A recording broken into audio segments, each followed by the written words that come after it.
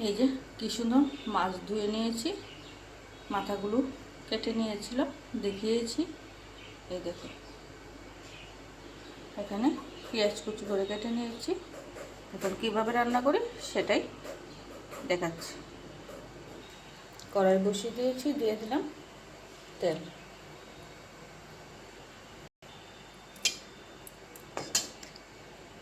এই যে তেল গরম হয়ে গেছে, একটু হাত দিয়ে এভাবে দেখলে বোঝা যায় তেল গরম হয়েছে কিনা। এখন দিয়ে দেবো পেঁয়াজ কুচিগুলো।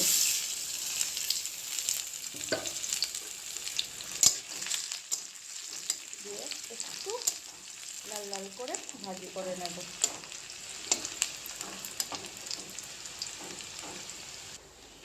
এখন দেব স্বাদ অনুসারে লবণ, আর দেব হলুদ গুঁড়ো।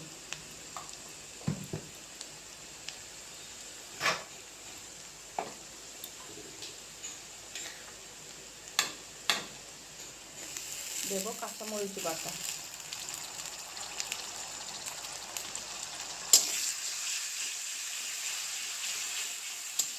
দিয়ে কিছুক্ষণ এইভাবে মরিচটা ভাজি করে নেব, যাতে মরিচের কাঁচা গন্ধটা চলে যায়।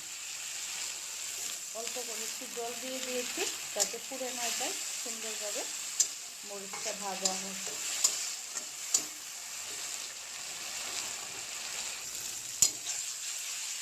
এই যে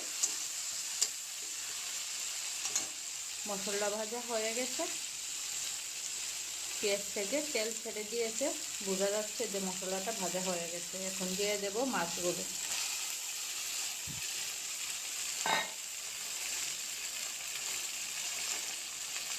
দিয়ে হালকাভাবে একটু নাড়াচাড়া করে নেব, কারণ ছোটো মাছ ভেঙে যাওয়ার সম্ভাবনা থাকে। তার জন্য এইরকম একটু হালকাভাবে নাড়াচাড়া করে দেব। এই যে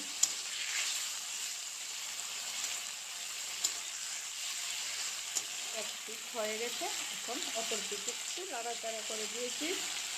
ছোটো মাছ বেশি ভাজলে খেতে ভালো লাগবে না।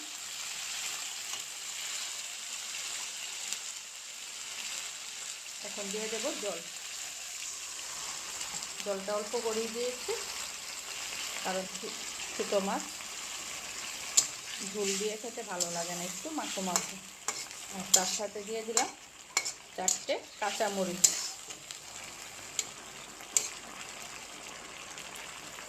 যদি ঝালের প্রয়োজন হয় মেখে খাওয়া যাবে, তার জন্য। এই যে কীরকম হয়েছে আমার তরকারিটা অবশ্যই কমেন্ট করে জানাবে। ভালো লাগলে লাইক কমেন্ট শেয়ার করে দেবে। আর এরকম ভিডিও দেখতে চাইলে অবশ্যই ফলো আর সাবস্ক্রাইব করে পাশে থাকবে। পুরো ভিডিওটা দেখার জন্য অসংখ্য ধন্যবাদ।